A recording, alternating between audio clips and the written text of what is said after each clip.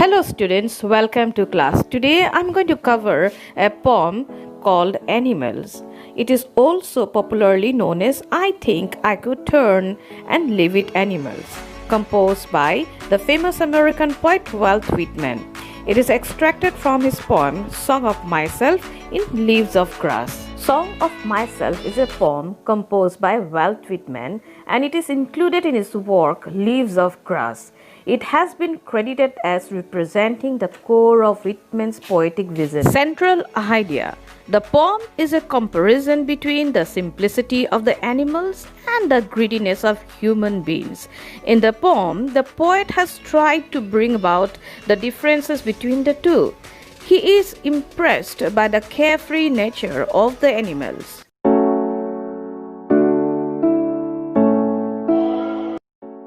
Theme. The poet tries to make us understand and appreciate the basic qualities the humans lack but animals have. So, welcome to the world of animals.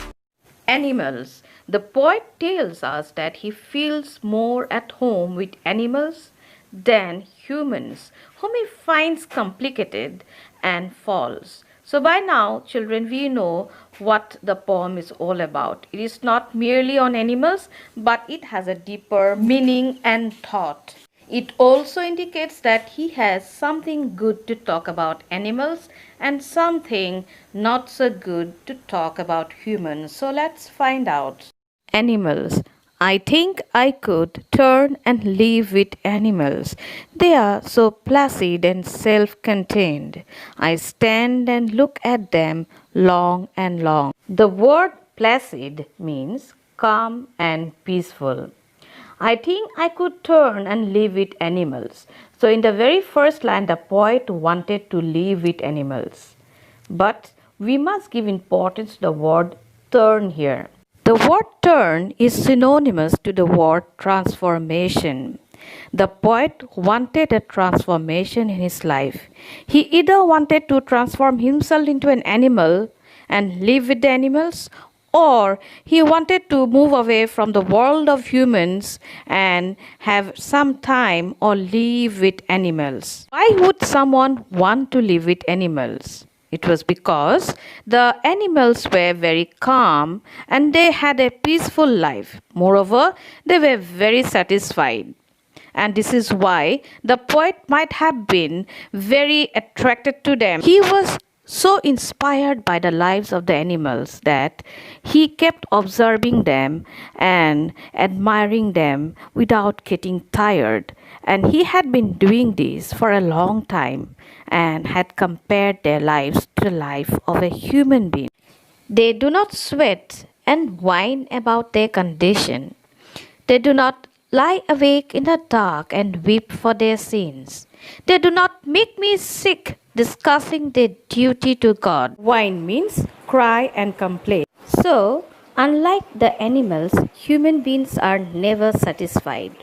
They keep on complaining about their conditions and they go on doing it as they are greedy by nature. And finally, when they commit sins, they cannot sleep at night because their guilty conscience really disturbs them and they suffer from sleepless night and from insomnia. But finally, they turn to God for forgiveness. Now, here they play a double standard game. They not only commit sin but also try to talk about the rights and duties towards God. So, this is how human beings are. But animals are pure beings. They don't have to pray for forgiveness from God.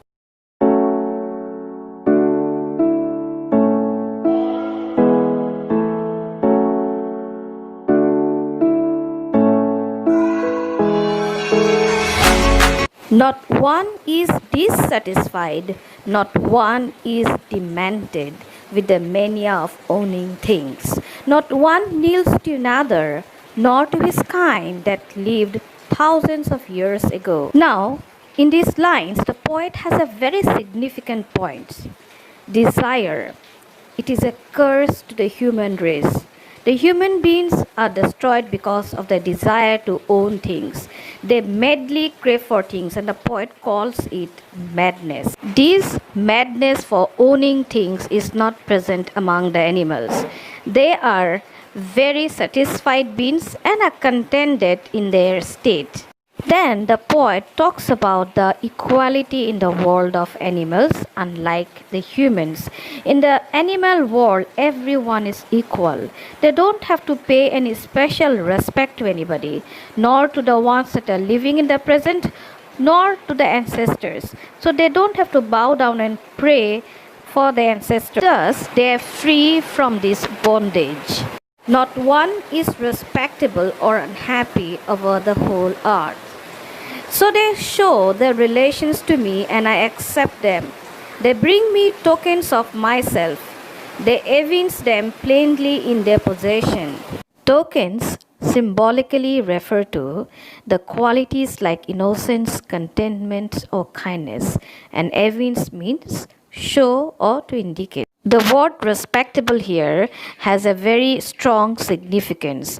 In the animal world, everyone is equal. There is no segregation or division like in the human world. In the human world, we have segregation according to the caste, the race, according to the money, and we divide people. So no such division exist in the innocent world of the animals. The animal world is simple and it is easy to understand their relations, and thus the poet finds it easier to accept them and be one with them. In fact, when they say that they bring me tokens, the poet is indirectly talking about the lost dignity and the lost good self of the human. In the past, the humans too were like animals. They were innocent, contented, and never complaining. But life has taken a very bad turn on them. They were corrupted by misery, by greed, jealousy, and thus all these beautiful tokens were snatched away, or they had lost them unknowingly or knowingly. I wonder where they get those tokens. Did I pass that way huge time ago and negligently drop them? These are the final lines of the poem, but not the end of the poem. You can see the poet ends up with a question, trying to make us think and wonder what we did with those beautiful tokens, with those beautiful qualities that we once had. In the first line, the poet shows his doubt regarding the tokens. He wondered from where the animals got these beautiful, tokens or the qualities. Now, he is sure that he had carelessly, that is negligently, dropped all the beautiful qualities, or he has forgotten to use them and now has been transferred to the animals. A reader would be left in doubt at the end of the poem. Why would the humans drop such valuable qualities? So we all have one answer to it. It is the human world was crowded with so much of vices and corruption that the humans could not keep up with the good qualities and became a victim to the vices. Now let's look at the poetic devices in the poem. Rhyme scheme. There is no rhyme scheme in the poem. It's written in free verse. You can see all the last words in the lines are not rhyming. Condition, scenes, God, weight, things. You can see they're not rhyming. The next poetic device is anaphora. Anaphora is a repetition of a word or phrase at the beginning of each line of a poem. Now you can see the line, they do not sweat, they do not like, they do not make. Now these three consecutive lines are beginning with they do not, they do not. So it is anaphora. The following lines too is an example of anaphora. No, not one is dissatisfied, not one kneels. The next poetic device is alliteration. Alliteration is a repetition of consonant sounds in two or more neighboring words or syllables. In the line, they do not make me is alliteration. Here, ma sound is repeated Another example of alliteration is in the line I wonder where. Wonder where the word sound is repeated.